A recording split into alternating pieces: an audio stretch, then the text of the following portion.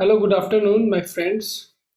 Today we are going to discuss K-means algorithm and how to implement it in Python. Okay, so let's get started.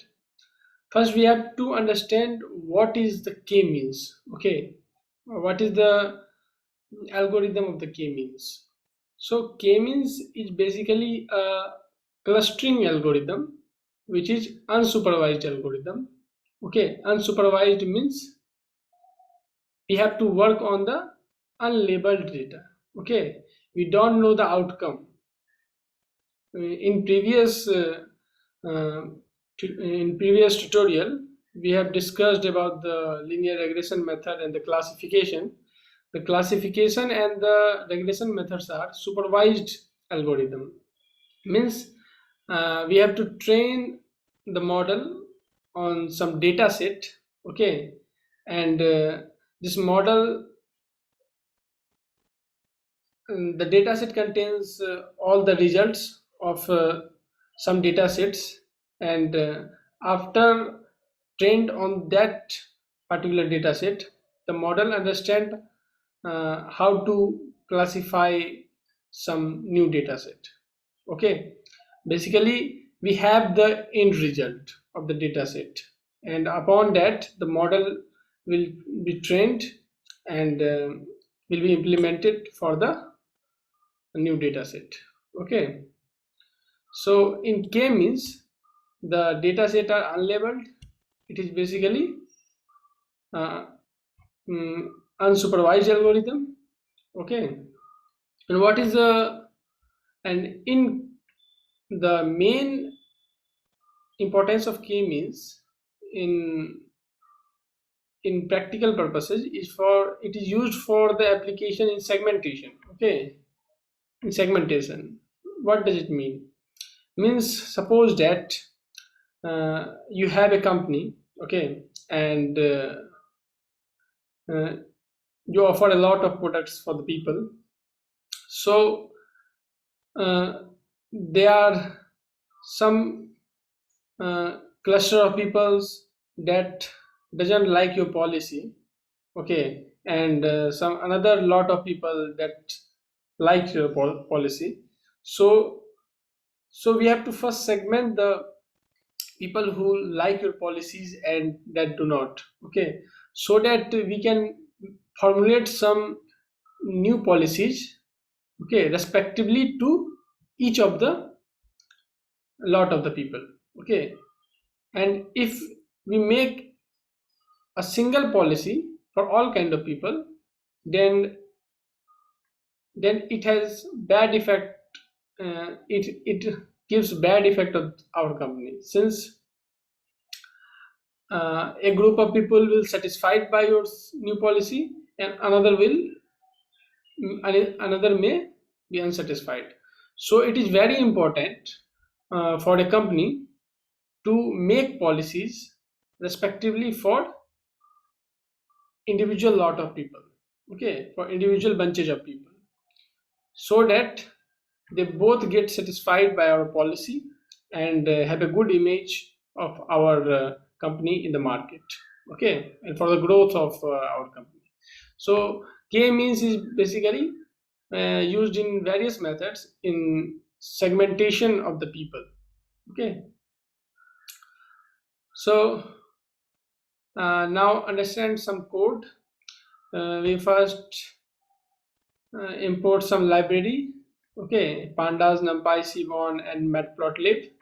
In the second one, I have taken random data. So random data, how you take the random data? Numpy dot random dot rand. Okay, so this is the method, and in this 100 is the data set.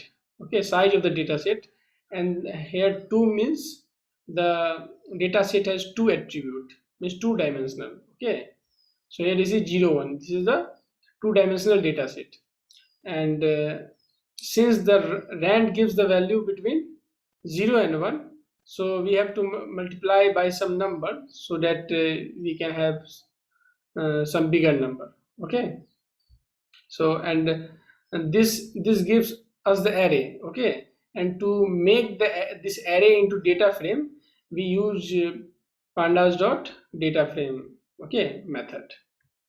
So I hope till this point uh, these things are clear.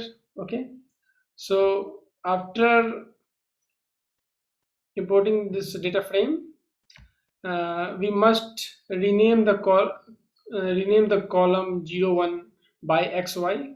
Okay, and via info method we give the information that x column contains 100 non-null and y also non-null data. Okay, and the dimension of the data frame is you can get by df.shape. Okay, so df.shape gives dimension of the data frame. This is 100 by 2. Okay, 100 row and 2 column. Okay, and till this point we see that the both column contains 100 non-null point. Okay, and the row size is 100 and the both columns contains 100 non-null point, means in the data set there is no null value. Okay, so let's move and visualize it via scatter plot. Okay, so here we see that this is the scatter plot of the random data set. Okay, which we have implemented through the numpy.random.rand. Okay, this one, sorry, this one. Okay, so let's move. Here we can via this x limit and y limit, this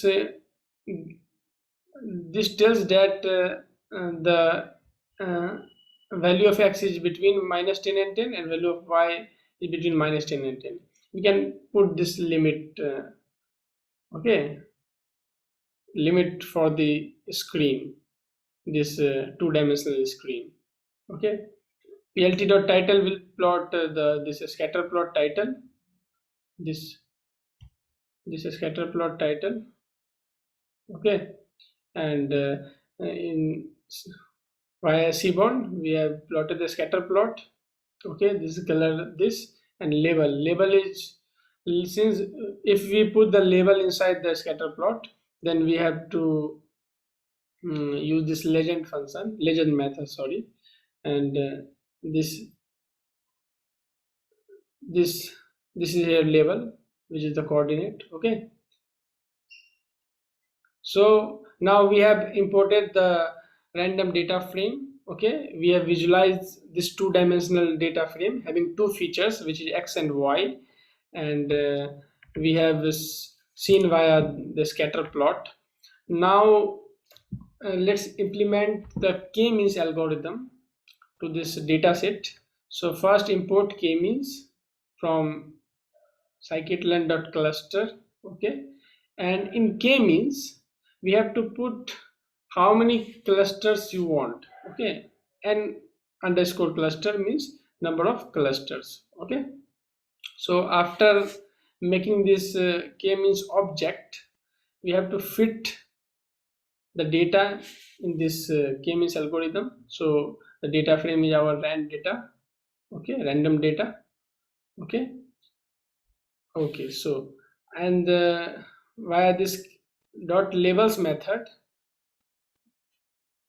we get the label of the cluster, means if you put here this n is equal to 4, number of clusters is equal to 4, then the label of the clusters will be 0 1 2 and 3. Okay, via this cluster centers method we can get the centers of the each of the cluster, means centroid of the each of the cluster. Okay, so this is the coordinates of the 4 clusters.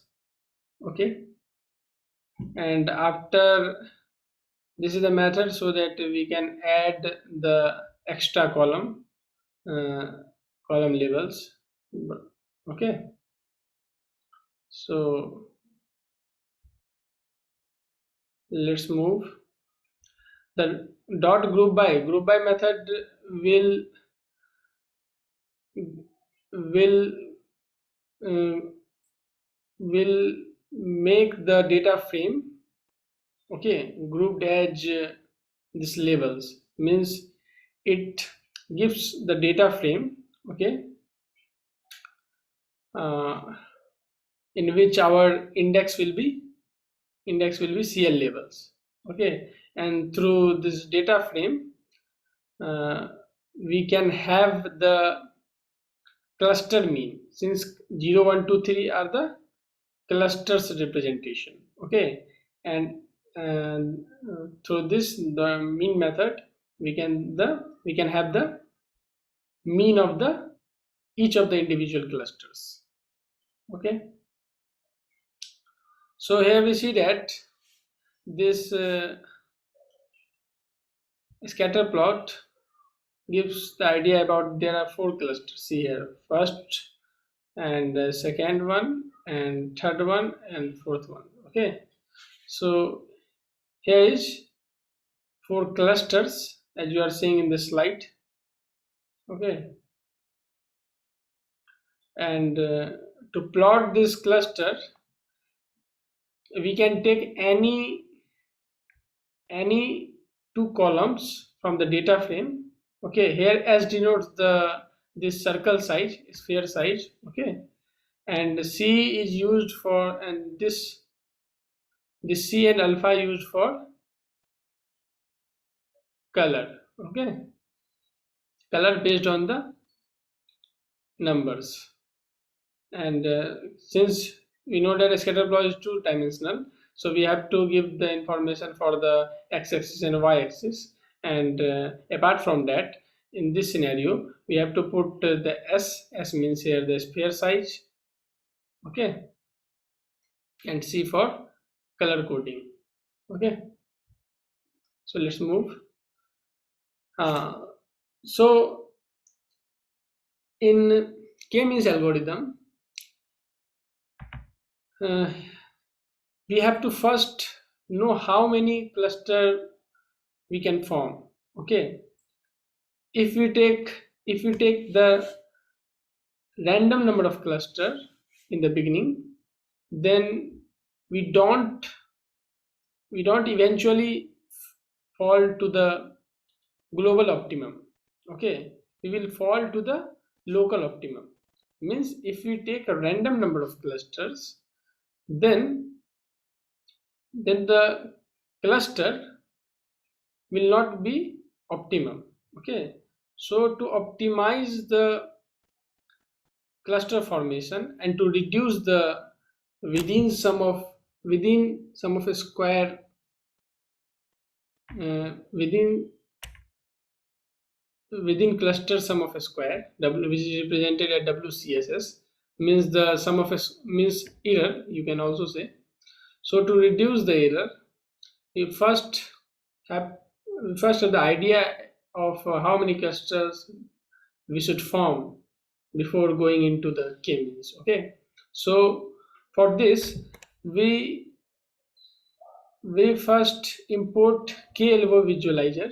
This is the very shortest method, KLO visualizer, from yellow brick dot cluster, okay. Yellow brick here is the library, visualization library, okay. So we have to make a visualizer by using KLO visualizer method, in which we will give the first argument as K means. Here K barabar, K is equal to what? K is basically the number of clusters, okay, and timing is equal to false. Do not print the runtime of the K-means algorithm, okay. So after making this visualizer, okay, we will feed the data into it, and through this we can see that it gives us the chart, okay, between the number of clusters and its error, okay. So okay, so we all know that as we increase k number of clusters, okay, so within within cluster sum of a square means error will decrease it, but we have to take this elbow point, okay, for the optimum number of clusters. Okay, so the error is also known as inertia. Okay, it is also known as inertia. So we have to keep the the keep the lesser k and also the lesser inertia. Okay, so there is a trade-off between the lesser k and lesser inertia. If we take more k, then inertia will be less. Okay, so we have to keep both in mind. We have to take lesser k at the same time the lesser score. Okay, that's why we don't take maximum k, since if we take this k equal to 8 9, then the inertia will also be less. Okay, and here we see that on an average the k is also less and the inertia is also less. Okay, so after getting the information about the number of clusters, okay, we will we will now act on the actual data set, which is the iris data set. Okay, and at the beginning we have used our random data set, okay, which I have already described you. Okay, so dot read csv method. Okay, this is the iris data set. Okay, we have to um, make k-means algorithm on this data set. So let's move. Dot info method gives us the description. Here only a species is just an object type, and rest are numerical type data. Okay, so import k-means algorithm. Okay, and we have already imported the KLO visualizer from yellowbrick.cluster. Okay, first we have for the for moving for k-means, we have to first drop the object type data. Okay, so after dropping the object type data, which is a part of pre-processing. Okay, since in this data set you can also see that the range is different.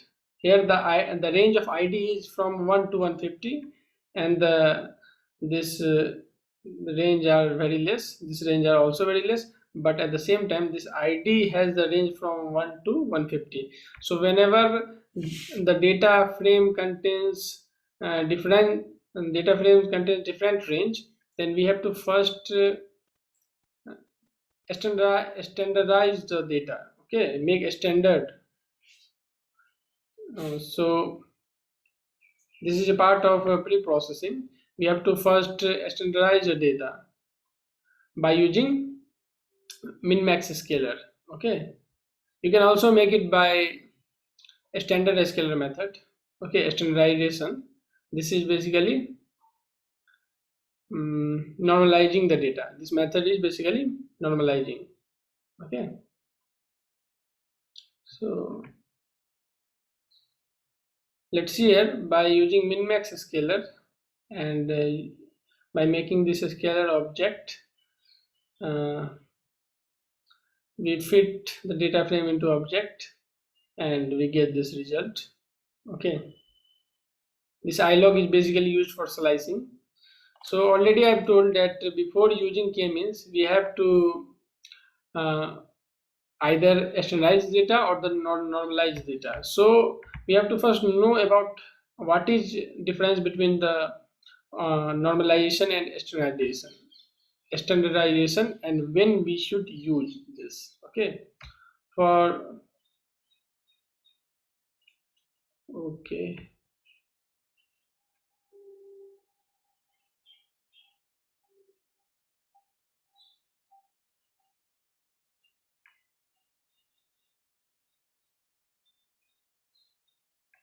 okay, so when we should use normalization and standardization. Here I have already told that this range is huge in comparison to this, so we should uh, normalize the data. Okay, either you can standardize the data also. Okay, so okay, this is the slide. Sorry for being late. So here we see that normalizing means to making each of the attributes or columns uh, between 0 and 1. Okay, the value of the columns will be 0 and 1 to bring down all the feature to the common scale. This is normalization. Okay, and what is standardization? Standardization means to make each of the column, each of the attribute with mean 0 and standard deviation 1. Okay,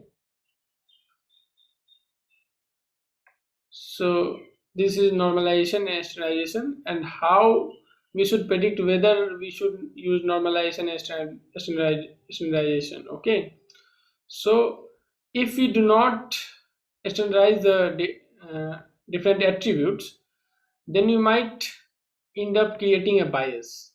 Why? Since different columns have different units, okay, and they have different scales. Scales means the standard deviation. Okay, so let's suppose that one attribute is our age, and one attribute is price. Oh, sorry, income. So income must be in the thousands or in lakhs, and age will be in 0 to 100. Okay, so model, when you make the model, then the income will have great impact on the multivariate linear regression.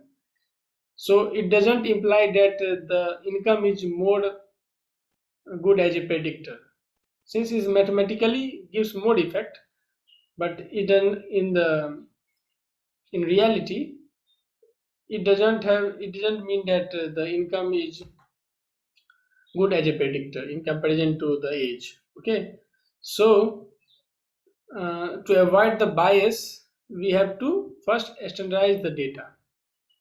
Okay, we have to first standardize the data or normalize the data. Okay,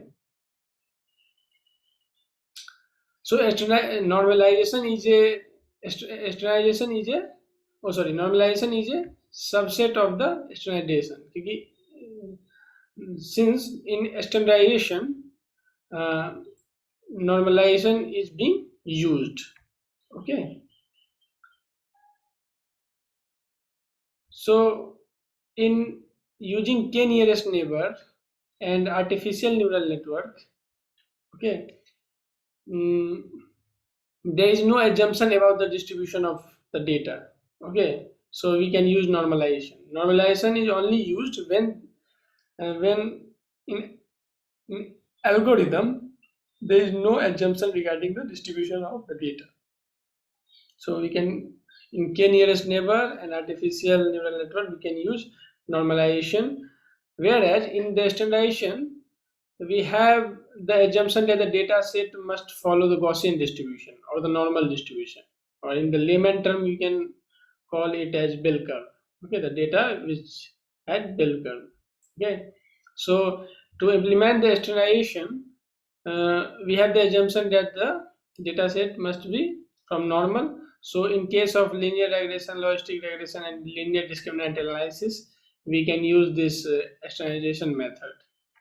Okay, so up to till this point we have pretty much assured that what is normalization and standardization. In normalization, we make the data set of each column in common range, common scale. Okay, common range. And for comparing the two columns, okay, for comparing the two columns and making the scale of each column equal, we use standardization. There is a smaller difference between normalization and standardization. Normalization only makes the column Okay, make each column having same range, whereas standardization making each column having same range at the same time having same variance. Okay, it does not assure that the each column has same variance, but it assures, okay, making all the data sets attributes following Gaussian distribution. Okay, so let's move to our program. Okay, here, so we have got the information about normalization and standardization. So let's move. So this was our data sheet, and again, after, first we have to implement the visualizer. Okay, elbow visualizer method. Okay, to get the optimum number of clusters. Okay, so this is the graph between k and error, and this is our elbow point. And if we put here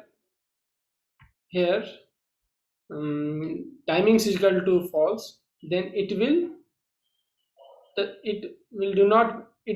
not plot this runtime.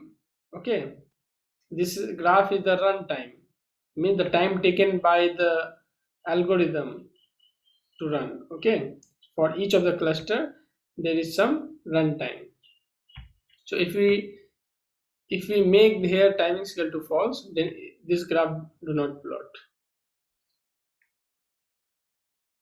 So after making k-means object, we feed the data, and after fitting we get the labels of each data. Labels means uh, where each data belongs to which category, means which cluster. Okay, so all of the data sets have some belongs to some clusters. Okay, represented here, and here is the centroids of each cluster.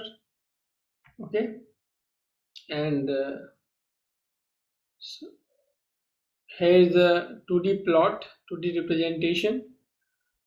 2D representation, here we see that this is one cluster, and this dark color is another one, and below that is another one. So there are three clusters.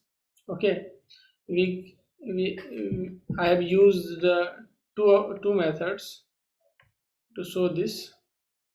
Okay, here is the three clusters.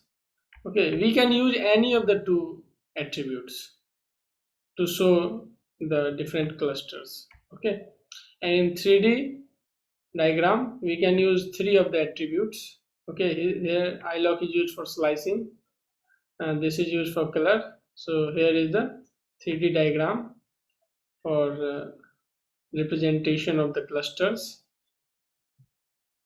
So I hope that this video will be helpful for you to understand the different aspects of the k-means. Okay, so thank you and goodbye, and God bless you all.